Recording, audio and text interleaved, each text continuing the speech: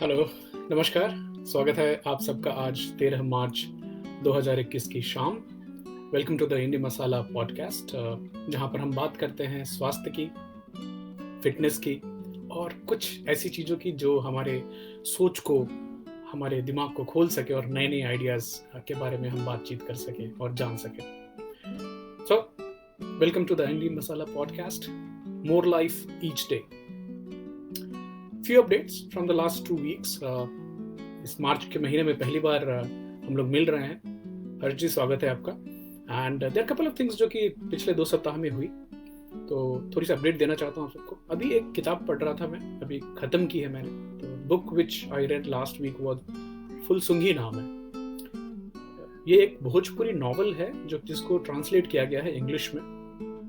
Writer हैं उस Bhojpuri novel के कपिल पांडे जी, और उसका ट्रांसलेशन किया है गौतम चौबे जी ने।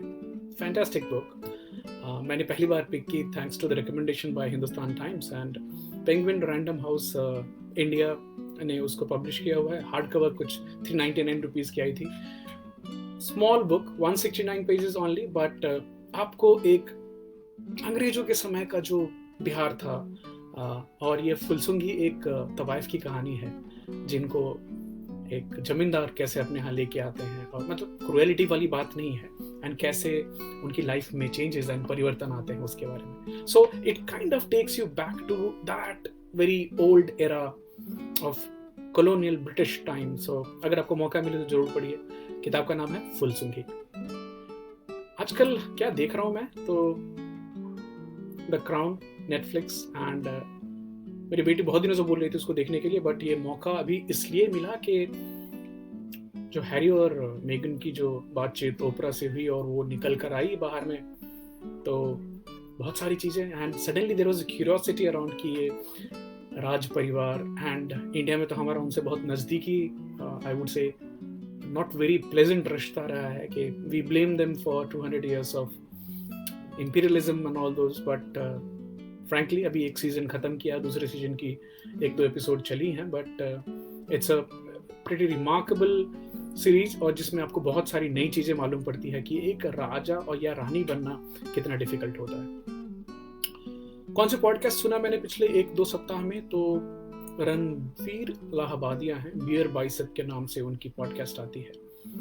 Fantastic, very very proud of the way he has shaped his career as a podcaster, और दुनिया भर में उनके लाखों फॉलोअर्स हैं। तो उम्मीद करता हूँ उनकी फॉलोइंग और बढ़ती जाए और नए नए टॉपिक्स रणवीर हमारे सामने लेकर आते रहें। आपको भी मौका मिले तो सुनिएगा रणवीर के पॉडकास्ट। प्रणाम पापा, स्वागत है आपका। हिंदी में भी होते हैं और इंग्लिश में भी होते हैं। बड़े कंटेम्प्रेरी सब्जेक्ट्स लेकर आते हैं, जिससे हमें बहुत सारी चीज़ें सीखने का मौका मिलता है। एक जो विचार बहुत दिनों से चल रही थी दिमाग में, जिसके ऊपर मैं सोच रहा था, और आज सुबह सुबह पोस्ट भी किया था, कि ये गुस्सा जो है ये हम करते हैं कि गुस्सा हमें आता है। ये उथल पुथल बहुत दिन से दिमाग में चली थी। आज सोचा इसके बारे में थोड़ी डिटेल में बात करते हैं। तो कमिंग टू टुडेज टॉपिक, गुस्सा आता है कि हम गुस्सा करते हैं।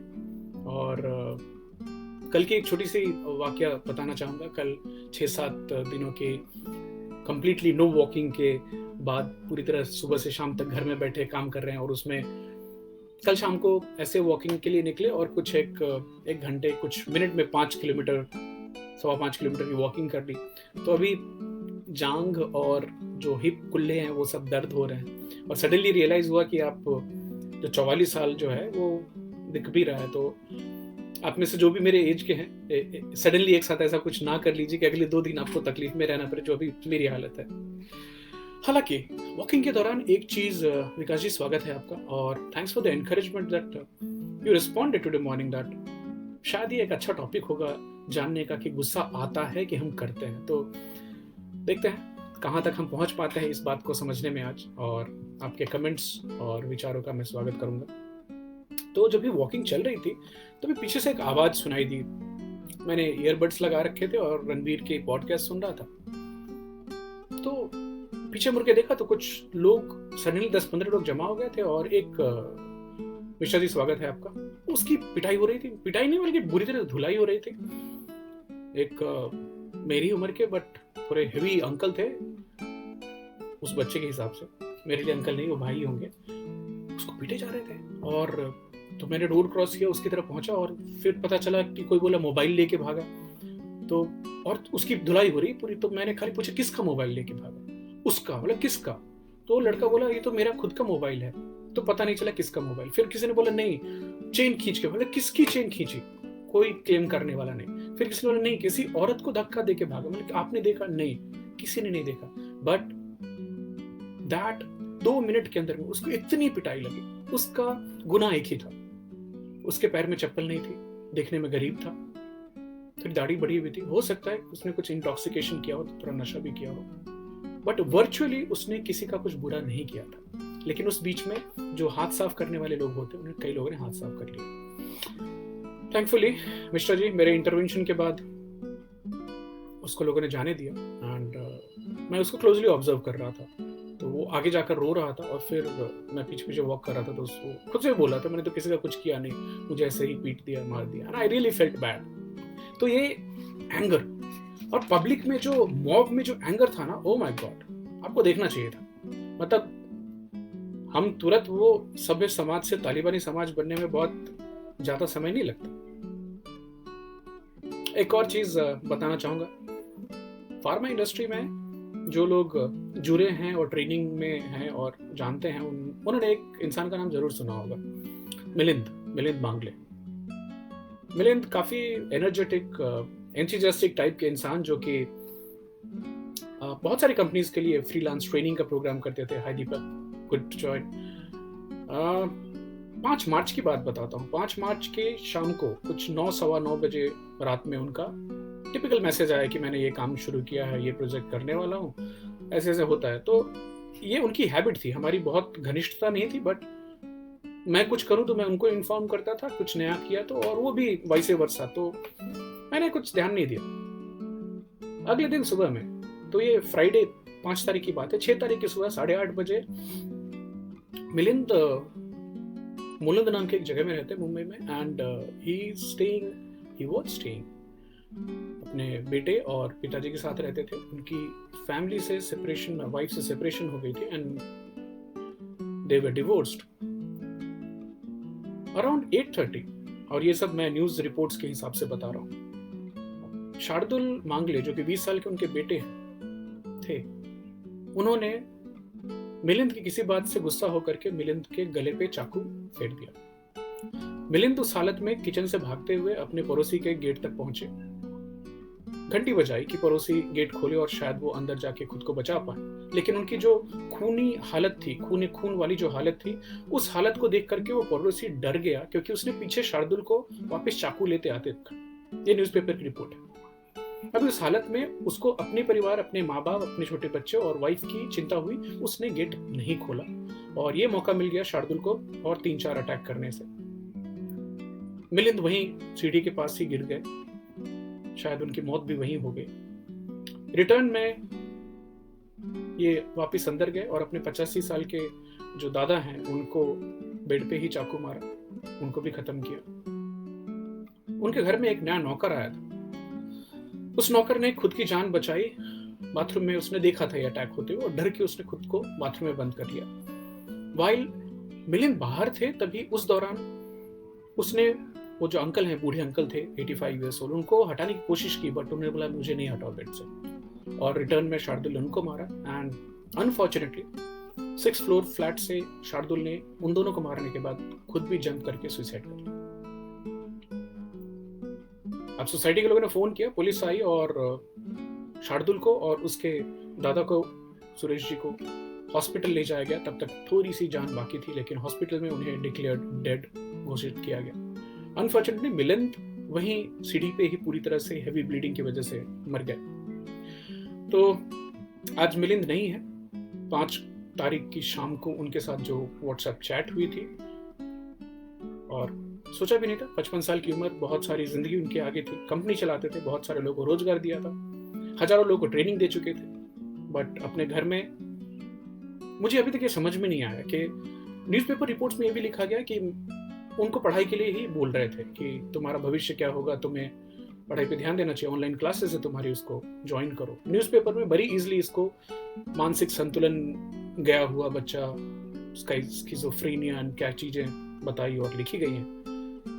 बट इसने मुझे सोचने पे बहुत कुछ मजबूर किया कि क्या हम एज अ माँ बाप हम क्या कुछ कभी ज़्यादा भी कर जाते हैं क्या? ये सवाल मेरा खुद से भी है, आप सब भी माँ बाप हैं, जो बनने वाले हैं वो भी सोचे। मेरे मन में बार बार यही बात आ रही थी। इसमें तो चलिए 3 जो मरे वो तो चले गए, भगवान की आत्मा को शांति दी। जो पड़ोसी रहे, द नेबर, उसकी पूरी जिंदगी he will have that kind of thought in his mind that शायद मैंने गेट खोला होता, शायद मिलिंद बच जाता। फिर ये भी दिमाग में ख्याल आएगा शायद वो हमारे ऊपर अटैक कर देता, तो उस बेचारे की जिंदगी तो काफी ट्रॉमेटिक हो गई। अभी मिलिंद की वाइफ और बेटी हैं, अभी भगवान उनको शक्ति दे इन 3 शॉकिंग चीजों से खुद को उभरने की। बट उनकी जिंदगी ट्रॉमेटिक डिफिकल्ट होने वाली है। तो दिमाग में चलता रहा, किसी आदमी को आप जाने और उसकी ऐसी दर्दनाक मौत हो तो व्हाट, हाउ, व्हाई चलती रही। दिमाग में एक बार ये भी आया कि ये जो स्लिटिंग ऑफ थ्रोट होता है, मार देना, ये और उससे में सडनली आप स्टैब वगैरह शायद करें, तो शायद क्या बच्चे ने मन में कई बार ये सब किया हुआ था। सडनली उस दिन का गुस्सा इतना ज्यादा है कि उसने ये एक साथ अपने पिता को, अपने दादा को और बाद में खुद की भी जान ले ली। 20 साल का बच्चा जिसके आगे पूरी जिंदगी पड़ी हुई थी। तो ये जो पेंट अप एंगर है, ये जो अंदर में जो फ्रस्ट्रेशन है, उसका निकलना, इस तरह से वायलेंटली निकलना, शायद आज सुबह ट्रिगर भी आई। वेलकम तनुज, वेलकम फूड वैशन, कि व्हाई एंगर और अच्छा है बुरा है, क्योंकि मैंने तो आज तक इसको नॉर्मली एक नॉर्मल से इमोशन के जैसा लिया कि जैसे हमें खुशी महसूस होती है, जैसे दुख महसूस होता है, वैसे एंगर भी, क्रोध भी आता है। तो आज चेक कर रहे थे तो पता चला कि as per Wikipedia, anger, wrath, raise जो बोलते हैं, intense emotional state of strong uncomfortable feeling, non cooperation and response to a perceived provocation, hurt और थ्रेट। तो क्रोध है क्या?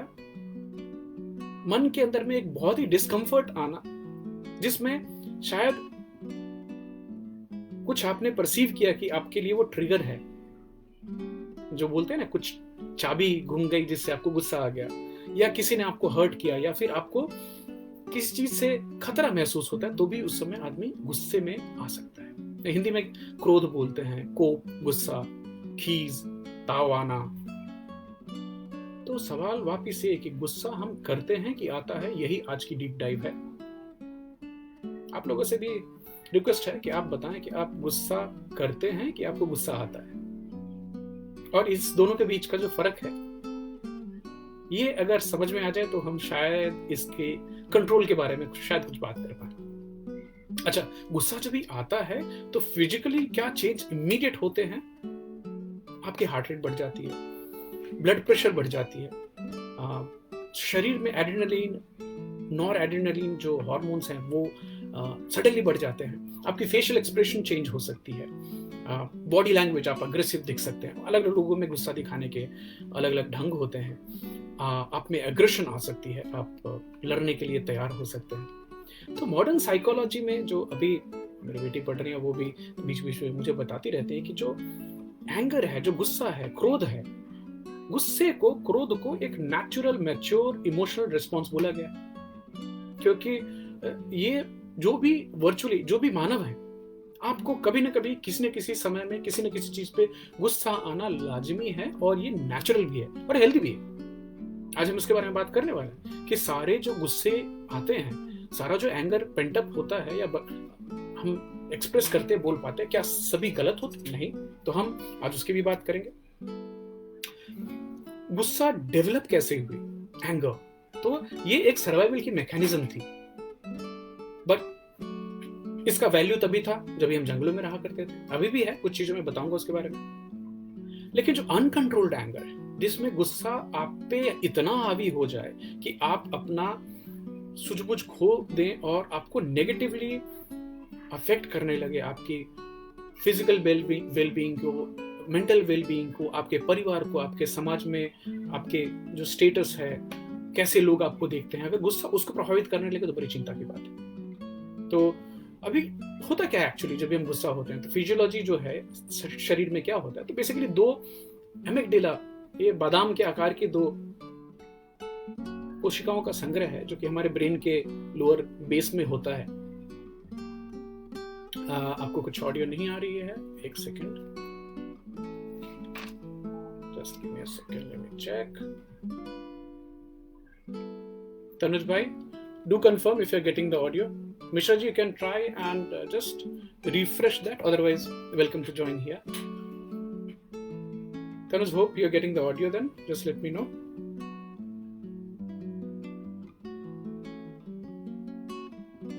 Okay, all right.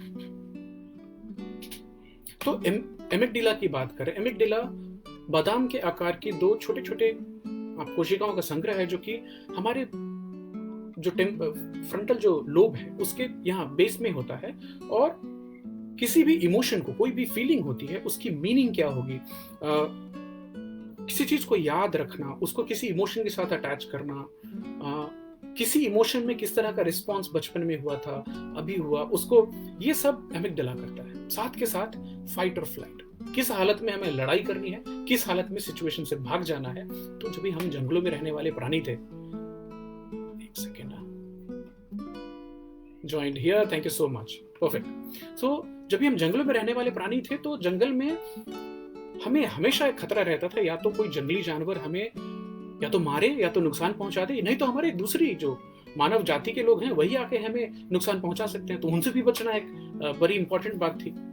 अब हालांकि वो सिचुएशन चेंज हो गई है। अब उस समय में जो फाइट और फ्लाइट था, या तो लड़ें या भाग जाएं, उस हालत में हमारी जान बचती थी, तो उसका इंप्रूवमेंट हमारे सर्वाइवल को बढ़ाने में बहुत बहुत हाथ था कि जो जितनी जल्दी अब फाइट कर सके या भाग सके, उनकी ज्यादा दिन जीने की चांस होती थी। तो ये एक ऑटोमेटिक रिस्पॉन्स थी किसी भी फिजिकल डेंजर को परसीव करने, उस समय क्विकली हम बिना सोचे उसको रिफ्लेक्स में कर पाए। तो जैसे हमारे अंदर में डर की फीलिंग आई, या किसी तरह की फीलिंग है जिससे हमें खतरा महसूस हुआ या हमें डर लगा, इमीडिएटली हमारी एमिग्डाला जो है वो एक्टिवेट होती है, और वो एक्टिवेट करती है फाइट और फ्लाइट रिस्पॉन्स को। या तो आप लड़ेंगे या तो भाग जाएंगे। उस हालत में आपकी हालत क्या होगी, आप भय महसूस करेंगे, आप तनाव में रहेंगे, चिंता में रहेंगे, आपके अंदर में एग्रेशन भी आएगा कि मैं अभी लड़ लूंगा, गुस्सा तो बहुत आता है उस समय, बहुत जल्दी। अब जो फ्रंटल लोब है, ये जो आगे का जो हिस्सा है, अभी ये सेरिब्रल कॉर्टेक्स जिसको हम बोलते हैं, प्रज्ञा बोलते हैं। थैंक यू पापा, गुड टू नो की ऑडियो आ रही है। कुछ लोगों को इंस्टाग्राम पे नहीं आ रही थी, तो उम्मीद है अभी वो भी ठीक हो गई। तो जो सेरिब्रल कॉर्टेक्स है, ये नया हिस्सा है ब्रेन का, ये सारे जानवरों में नहीं होता है, ये इंसान में है, जिसको प्रज्ञा बोलते हैं। ये नीतिगत बातें सोचता है, जहां से सोचना होता है सही क्या है, गलत क्या है, प्लान करना, हम ऐसे करेंगे, हम वैसे करेंगे, डिसीजन मेकिंग कि किसी चीज में ये करना चाहिए, नहीं करना चाहिए, ये सब ये काम करता है। अब हालांकि बात यह है कि जब भी डर वाली हालत आएगी, गुस्से की हालत आती है, उस समय एमिग्डाला जो एक्टिवेट होता है वो इसको दबा देता है। तो अगर, और एक टर्म है एमिग्डाला हाईजैक, कि अगर आपकी एमिग्डाला हाईजैक हो गई तो वो आपके प्री फ्रंटल कॉर्टेक्स को काम करना बंद कर देती है, और आदमी को गुस्सा खत्म होने के बाद जब भी आप एमिग्डाला हाईजैक से बाहर निकलते हैं, तब अंदाजा लगता है कि अरे बाप, ये कर दिया, ये बोल दिया, ऐसी हालत हो गई, क्योंकि उस समय आपका जो सोचने वाला दिमाग है वो बंद हो जाता है। तो आपको अगर हमारे पहले की एपिसोड्स में याद होगा, हमने डॉग ब्रेन की बात की थी कि दो हिस्से होते हैं हमारे ब्रेन के, एक जो सोचने वाला है, एक कुत्ते वाला है। तो कुत्ते को 3 काम है, खाना, हमेशा जहां खाना दिख जाए खा लो, लड़ने के लिए तैयार हो या भागने के लिए तैयार हो, तीसरा है बच्चे पैदा करने के लिए तैयार हो। और मैंने कई बार लोगों को बोला है कि अपने आजू बाजू नजर उठाएं, देखें, जाने कितने प्रतिशत लोग हैं जो इन 3 चीजों से शायद ऊपर नहीं उठ पाते। कोई निंदा नहीं कर रहा, साइकिल है, संसार बोलते हैं इसको, माया बोलते हैं, बट ये 3 चीज करने में हमारा जो है, इसमें यहां से सोचने की जरूरत नहीं। और मेरे पापा अक्सर बोला करते हैं कि इंसान अगर ये सोचना बंद हो जाए तो इंसान से क्या हुआ जानवर शायद ही कोई दूसरा होगा। तो आंखों की जो शर्म है, सही है क्या, गलत है क्या, ये प्रीफ्रंटल कॉर्टेक्स सोचता है, एमिगडाला नहीं सोचता। तो दुख की बात ये भी है कि ये जो सोचने वाला दिमाग है, जो नीतिगत बात करने वाला है, जो सही चीजें बताने वाला है, ये बड़ा स्लो है। और ये जो एमिगडाला है, जो कुत्ते वाला दिमाग है, जो कि आपको इन 3 चीजों के लिए प्रेरित करता है, गुस्सा दिलाता है, गुस्सा दिलाता नहीं, गुस्सा परसीव कराता है, वो बहुत फास्ट है। मतलब आप सोच पाए उसके पहले आपका रिएक्शन एक्शन बहुत हद तक वहां से डिसाइड हो जाती है। तो फिर मैंने देखा कि एंगर जो है, जो गुस्सा है, उसके कुछ प्रकार भी होते हैं क्या, जरा हम उसके अंदर में जाएं। तो एक चीज रिसर्च में ये पता चली कि ये तो यूनिवर्सल इमोशन है। शायद ही कुछ लोग होंगे जो बोल सके कि मुझे जिंदगी में कभी गुस्सा नहीं आया। खोज रहेगी जारी ऐसे लोगों को मालूम करने की, बट ये यूनिवर्सल इमोशन है, सबको आता है। कभी हम एनॉयड फील करते हैं, कभी फ्रस्ट्रेटेड फील करते हैं, कभी कभी खीज आती है। हालांकि गुस्से का जो दिखना है, ये शायद हमेशा ऐसा नहीं होता कि आदमी वायलेंट हो जाता है, किसी को तोड़ फोड़ दिया या बहुत चिल्ला रहे हैं, वही खाली गुस्सा है। ये थोड़ा बहुत ही कॉम्प्लेक्स सा है। अलग अलग लोग गुस्सा अलग अलग तरह से दिखाते हैं, और ये जरूरी नहीं है कि वो चिल्लाएं या फिर तोड़फोड़ करें या मारपीट करें तभी वो गुस्सा है। तो हम किस तरह से अपना गुस्सा दिखाते हैं, ये बहुत हद तक डिपेंड करता है कि आपने बचपन से कैसे देखा है गुस्से को निकलते हुए। तो मेरे बच्चे उसी तरह से अपना गुस्सा सामने वाले को, सोसाइटी को, अपने दोस्तों को, अपने रिश्ते में आगे जो उनकी जीवन होगी, वो गुस्सा दिखाने का ऑलमोस्ट एक डिफॉल्ट मैकेनिज्म होता है। जैसे माँ बाप को करते देखा, उसको आगे लेके जाने की कोशिश सबकॉन्शियस होती है।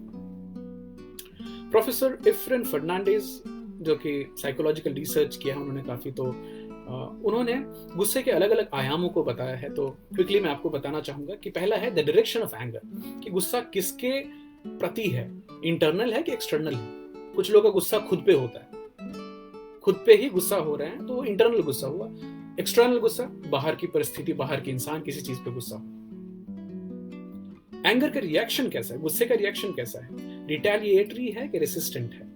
आप गुस्से की हालत में अब लड़ने मारने भिड़ने वाले हैं, कि गुस्सा आ रहा है लेकिन उसके बाद भी रुक के खुद के ऊपर में थोड़ा कंट्रोल करने की कोशिश करें। मोड ऑफ एंगर, किस तरह से गुस्सा हो रहे हैं, फिजिकल हो रहे हैं गुस्सा, मतलब हाथापाई वाली बात है कि खाली मुंह से बातचीत होती है। और ये अक्सर मुंबई के, थोड़ी फनी बात है, मुंबई के लोकल ट्रेन में आपको जरूर देखने मिलेगा, अक्सर नोकझोंक होती रहती है। तो जब तक ट्रेन नहीं खुलती ना, तब तक जिससे झगड़ा हो रहा था वो प्लेटफॉर्म पे है, और दोनों एक दूसरे को बोले जा जा देख लूंगा ऐसे। जैसे ट्रेन की स्पीड बढ़ना चालू होगी, गाली गलौज बढ़ जाएगी, क्योंकि दोनों पार्टी को मालूम है कि अभी वो तो ट्रेन से उतर के नहीं मारने वाला है और ना ही मैं वहां पे। तो काफी इंटरेस्टिंग होता है, जब तक ट्रेन की स्पीड स्लो है तब तक दोनों का झगड़ा स्लो चलेगा। जैसे जैसे ट्रेन की स्पीड बढ़ जाएगी वैसे गाली गलौज बहुत तेज होती है। तो एंगर का जो मोड है वो कौन सा है, फिजिकल है कि वर्बल चल रही, खाली मुंह से ही चल रहा है। और एंगर की जो इंपल्सिविटी है वो कैसी है, किस तरह की एंगर है, मतलब कंट्रोल्ड है कि अनकंट्रोल्ड है। कुछ लोग गुस्सा हो सकते हैं और गुस्सा होने पर भी वो खुद में नियंत्रण रख सकते हैं, बट कुछ लोगों में गुस्से में कंट्रोल बिल्कुल चला जाता है। तो उनका इंपल्स कैसा है, ये भी इंपॉर्टेंट चीज है। रुकुम जी, स्वागत है आपका। और आखिर में है ऑब्जेक्टिव एंगर, मतलब गुस्सा किया क्यों, तो किसी चीज को ठीक करने, रेस्टोरेटिव है कि किसी को दंड देने के लिए गुस्सा किया, कैसा है, इसके बारे में थोड़ी बातचीत आगे करते हैं। अब आप लोगों से पूछना चाहूंगा,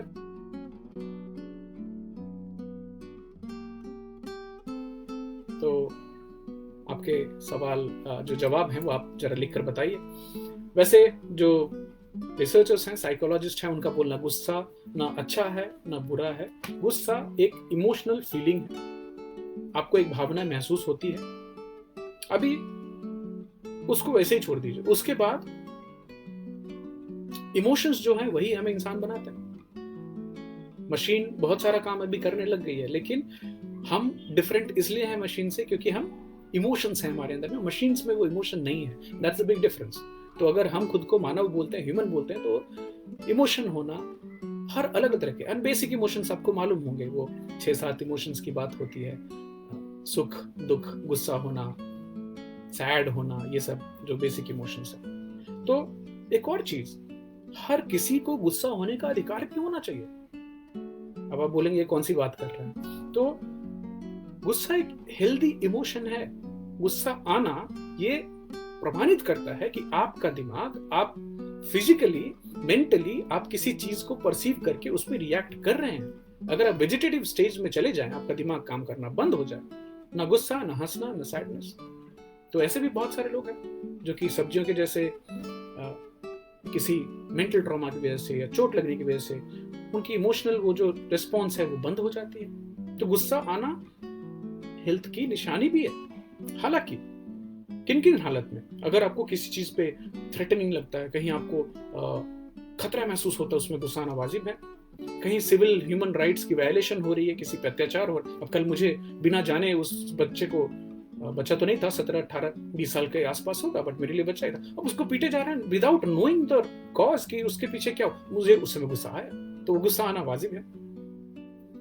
हेल्थ पैंडेमिक्स हैं, उसमें सरकार क्या कर रही है, सोसाइटी क्या कर रही है, हमारी जो म्युनिसिपल बॉडीज हैं वो क्या कर रही है, उसके ऊपर अगर गुस्सा आता है वो भी ठीक है। लोनलीनेस, अकेलापन होता है, उसमें भी लोगों का गुस्सा आता है। फिनेंशियल रूटीन चेंज होना, या फिर किसी का जॉब चला जाए, किसी को, बहुत सारे लोग का इस कोविड के दौरान काम बंद हो गए हैं, बहुत सारे लोग बेरोजगार हुए हैं, तो उनका उस स्थिति में गुस्सा आना नेचुरल है, स्वाभाविक है, और इसमें कुछ मुझे बुराई नहीं लग रही है। कई बार हमें गुस्सा इसलिए भी आता है कि हमें लगता है कोई हमारा निरादर कर रहा है। कंफ्यूजन भी गुस्सा आता है, अगर हमको क्लैरिटी नहीं रहेगी लाइफ में क्या चल रहा है, कैसे हो रहा है। फ्रस्ट्रेशंस बढ़ती है, उस समय भी गुस्सा आने के चांसेस बढ़ सकते हैं। तो एंगर जो है ये कुछ जगहों पे हेल्पफुल इमोशन है। अभी कई लोगों को जो गुस्सा है, सही गुस्सा है, उसने बहुत सारी सही चीज करने के लिए एक्टिवेट किया है, मोटिवेशन भी दी है। कि अभी फॉर एग्जाम्पल हम बम पे लात बोलते हैं कि कई बार जिंदगी में ऐसे कुछ लोग आपके सामने आए जो कि आपके पीछे आपने सुन लिया, बोलते हैं ये कुछ नहीं कर सकता, और उस समय जो गुस्सा आता है कि नहीं मैं तो इसको गलत प्रूव करके रहूं, वो अच्छा गुस्सा है। मुझे भी पीठ पीछे कई लोगों ने बोला इससे तो कुछ नहीं होने वाला, और मुझे उन सब लोगों के चेहरे याद है, और आज मैं रियली उनको bottom of my heart I से थैंक यू। आपने शायद उस समय पे उन लोगों ने मुझे बुरा नहीं कहा होता तो शायद मेरे अंदर वो गुस्सा नहीं आता। तो मैं ट्रेनिंग में बोलता हूँ कि अगर 50 लोग हैं बैठे हुए, उसमें से शायद 2-4 लोगों के रॉकेट के जैसे पीछे आग लग जाती है, मैं कुछ ऐसे शब्द भी इस्तेमाल कर देता हूँ कि उनको बुरा लगे थोड़ी देर के लिए, क्योंकि वहीं से कुछ ट्रिगर होता है, और जिन लोगों में ट्रिगर हो जाता है फिर पीछे मुड़ के नहीं देखते। वैसे लोगों के फोन आते हैं कि मैंने कंपनी खोल ली, अब ये कर रहा हूँ, अब ये प्रमोशन हो गया, तो अच्छा लगता है जाके। तो ऐसा जो गुस्सा है जिसमें आपको अपना वर्थ प्रूव करने का मौका मिलता है, सागर जी स्वागत है आपका, उस गुस्से का सही फायदा है क्योंकि आप उससे दुनिया में कुछ पॉजिटिव चेंज कर पाते हैं। हालांकि अग्रेशन जो है, किसी के ऊपर में ऐसा दबंगी दिखाना या फिर हिंसा का सहारा लेना, ये अलग है, ये पॉजिटिव नहीं है। तो एंगर जहां तक है, गुस्सा एक नेचुरल इमोशन है, एक प्राकृतिक है, सबको आती है। वहीं पे जो अग्रेशन दिखाना है और जो वायलेंस है, हिंसा करना, ये हमारे बिहेवियर है जिसको हम चूज करते हैं। गुस्सा सबको आता है, लेकिन हर लोग वायलेंट नहीं होते, हर लोग अग्रेसिव नहीं होते। एक और चीज जो बहुत पहले सुनी थी और वापस आप सबको बताना चाहूंगा कि हर्ट पीपल। जिन लोगों को पहले ही बहुत सारा तकलीफ, दुख मिल गया है, ज्यादा चांसेस हैं कि वो उसको आगे परपेचुएट करेंगे, दूसरों को भी हर्ट करने की कोशिश करेंगे। पवन राय जी स्वागत है आपका।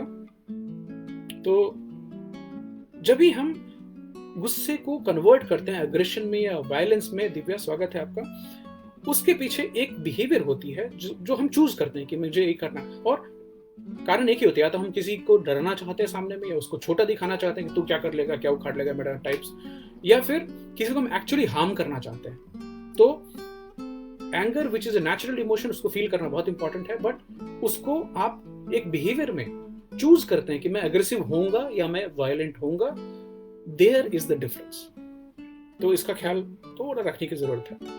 जहां तक गुस्सा है, वो पॉजिटिव चेंज लाने के लिए बहुत बहुत इंपॉर्टेंट हो सकता है लाइफ में। और एक छोटा सा एग्जांपल देना चाहूंगा, ये काफी ऑफन रिपीटेड है। गांधी जी को अगर साउथ अफ्रीका में उस चलती हुई ट्रेन से फर्स्ट क्लास कंपार्टमेंट से धक्का देकर ना फेंका जाता तो वो अंग्रेज वकील ही रह जाते, साउथ अफ्रीका में रह जाते, और वो हमेशा की तरह एक, बहुत सारे लोग, लाखों लोग वहां पे रह रहे थे, और गांधी जी कभी वहां से उस गुस्से को आगे लेकर नहीं जा पाते। तो उन्होंने गुस्से को पॉजिटिवली दुनिया में एक चेंज लाने के लिए रखा, और वो चेंज क्या है, वो आज हम सब एक आजाद देश में रहते हैं। तो गांधी जी का ट्रेन से फेंके जाने पर जो गुस्सा आया है बहुत ही इंपॉर्टेंट था। कौस्तुभ साई जी, नमस्कार। आप लिख रहे हैं very detail explanation on the subject, appreciated Indeed. In our ancient morning meditation techniques, our sages have left many ways to balance our anger and convert it to other forms of positive energy. I say so with whatever little education I could finish myself. But what you are saying is very simple explanation for everyone to understand. Thank you so much, युवराज जी। और मुझे मालूम है आप भी बहुत deeply think करते हैं कुछ चीज़ों पे, और हम एक दूसरे से कुछ चीज़ें शेयर कर रहे होते हैं। तो हम मैनेजमेंट की बात ज़रूर करेंगे, बट आज जो हम बात करने वाले, गुस्से के प्रकार समझना ज़रूरी है, और साथ में ये भी समझना ज़रूरी है कि मैं किस तरह से गुस्सा एक्सप्रेस करता हूँ। और एक बार वो समझ आ जाए तो फिर हम उसके मैनेजमेंट के बारे में एक और चीज़ साई जी बताना चाहूँगा आपको कि there is no one solution which fits everyone. तो ये जो 10 प्रकार अलग अलग गुस्से के हैं उसमें थोड़ा डीप जाने की कोशिश करेंगे, तो आप लोग भी ध्यान से सुनिए। शायद आज पूरे 10 प्रकार नहीं ले पाएंगे, 3-4 प्रकार ही बात कर पाएंगे, लेकिन जब मैं बता रहा हूं तो खाली ये जानने पहचानने की कोशिश कीजिए कि आप किस तरह से और किस टाइप के गुस्सा करते हैं, उसको कैसे आप एक्सप्रेस करते हैं, और क्या हम कुछ इस चीज को कंट्रोल कर सकते हैं, क्या मैनेज कर सकते हैं। ये बात की बात है, पहले समझना बहुत इंपॉर्टेंट है। तो सबसे पहली टाइप जो गुस्से की है उसको बोलते हैं असर्टिव है। ऐसा गुस्सा जिसमें आप, गुस्सा आया तो आप बोलते हैं, सामने वाले को बताते हैं। इसको constructive type of anger expression बोलते हैं। गुस्सा होना लाजमी है, गुस्सा आया ठीक है, तो आप एक्चुअली फ्रीली अपने एक्सप्रेशंस को, अपनी फीलिंग्स को सामने वाले को बताते हैं कि देखो भाई, ये जो हो रहा है ये सही नहीं हो रहा है और इसको बदलना होगा, मैं गुस्सा हूं इससे। ऐसे गुस्से से पॉजिटिव चेंजेस आते हैं। तो गांधी जी ने उठ करके उल्टा पत्थर उठा के नहीं मारा, मन ही मन उन्होंने सोचा, गुस्सा तो था उनको, बट उन्होंने सोचा कि इसको कैसे बदलूं मैं। और अभिषेक जी लिख रहे हैं, nicely explained by story telling of Gandhi ji, शुक्रिया।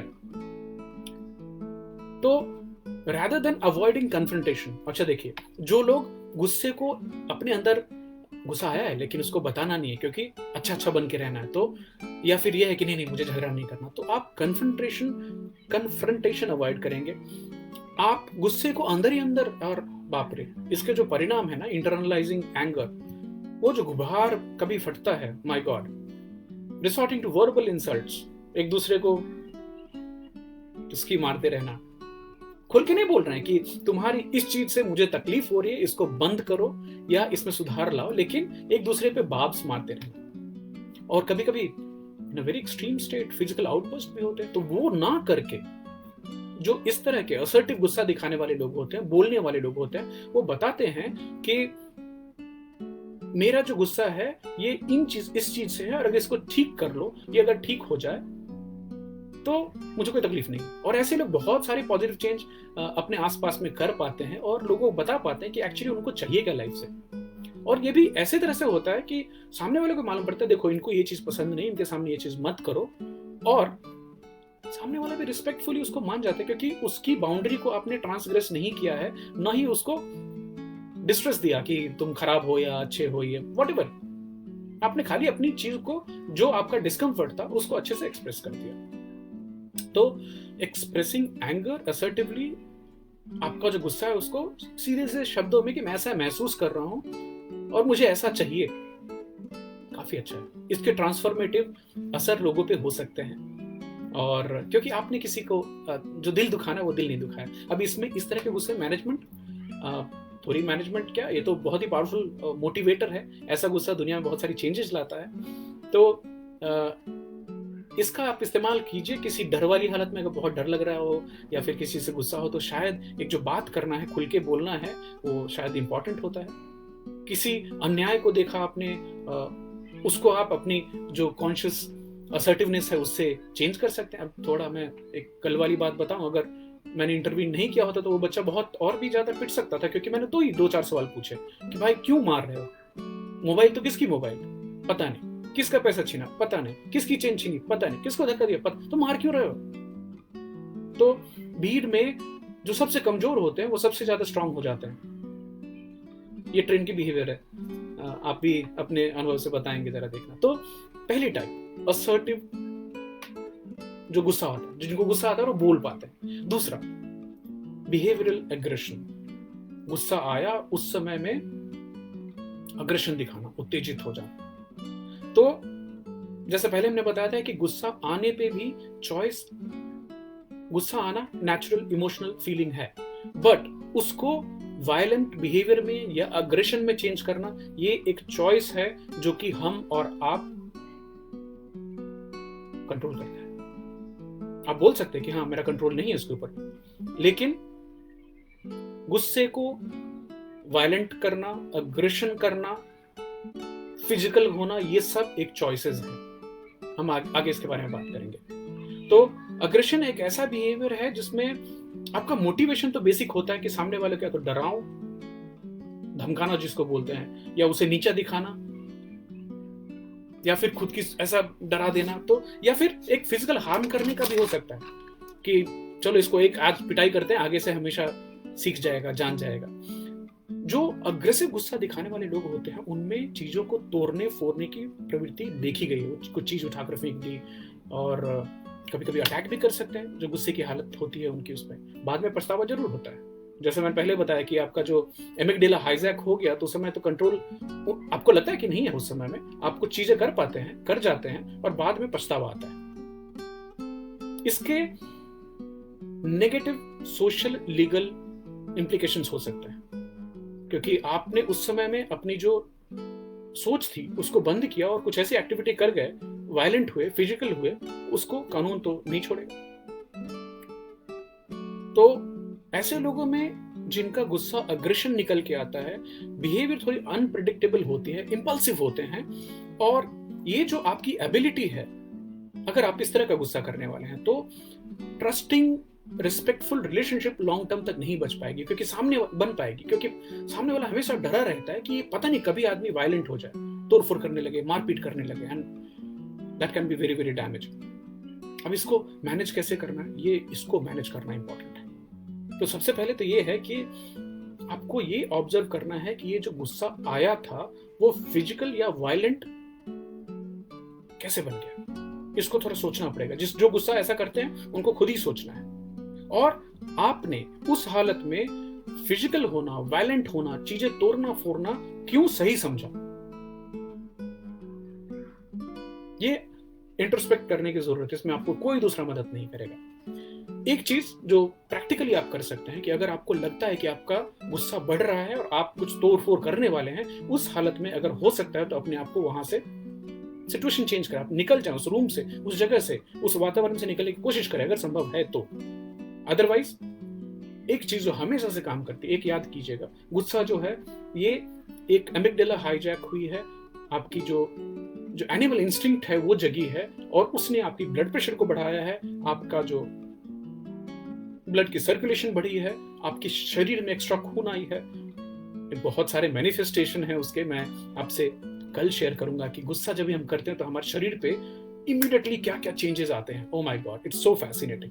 बट एक चीज जो इमीडिएटली गुस्से को शांत कर सकती है वो है डीप ब्रीदिंग। तो अगर खाली 4-5 बार भी बहुत गुस्से में भी रहे, आप डीप सांस लें और छोड़ें, पूरी तरह से आपके गुस्से में कमी आएगी।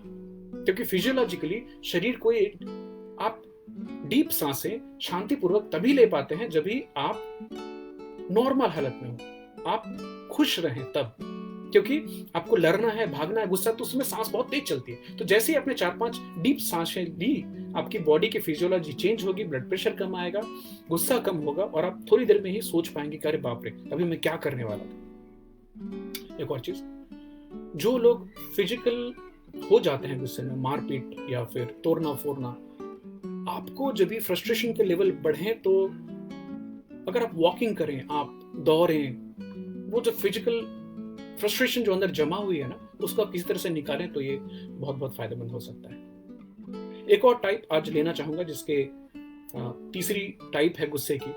ये अक्सर आपको आजू बाजू दिखने मिल जाएगी समय का ख्याल रखते हुए, क्रोनिक एंगर। ये जो है, पहला हमने बोला असर्टिव एंगर कि गुस्साया बोल दिया, दूसरा है अग्रेसिव एंगर, गुस्साया तो तोड़ने फोड़ने मारपीट करने या फिर डराने में लग गए, तीसरा है क्रोनिक एंगर। अभी ये जो है ये लगातार चलती रहती है।